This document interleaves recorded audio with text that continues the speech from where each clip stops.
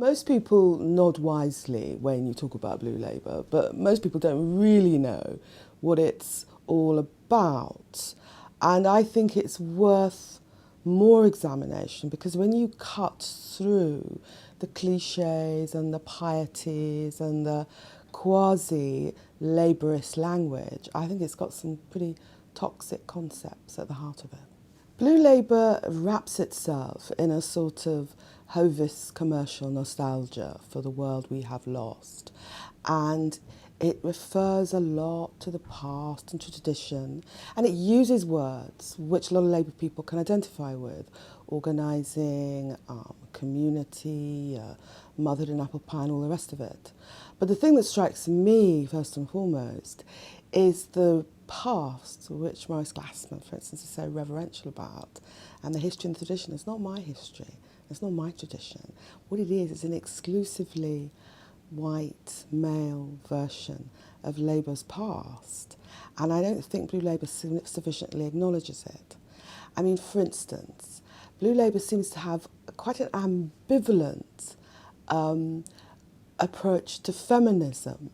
If I can quote from one of Blue Labour's leading thinkers: "This patrimony has now been fragmented and disrupted by changing cultural attitudes, new patterns of work, and the growing independence of women."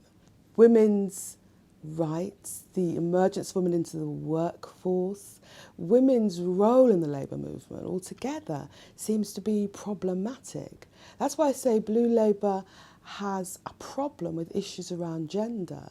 I think Rutherford has also said that what women need is faithful men, not equality, not a decent wage at work, not the same opportunities as men, but a faithful man. There are shades of the David Willits argument in Blue Labour, the notion that somehow you can blame women for the increasing insecurity and the fears of the male working class. The right wing of the Labour Party love Blue Labour because it gives a superficial veneer to what are actually some very conservative views on immigration and race. I think the point about Blue Labour for Ed is he wants to have a debate around ideas, and it would be strange if Ralph Miliband's son wasn't interested in a debate around ideas in the Labour Party.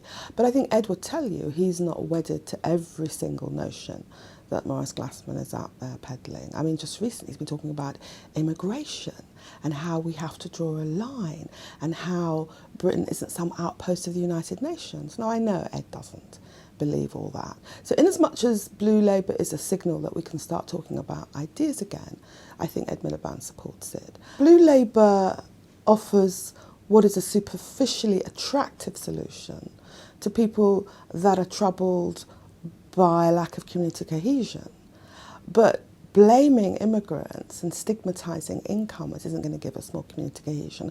What will give us more community cohesion is building more affordable housing, ensuring people a decent wage at work, protecting workers' rights, protecting people's trade union rights. It's those basic things which will secure the futures and the stability of working people, both black and white. Blue Labour is a blind alley.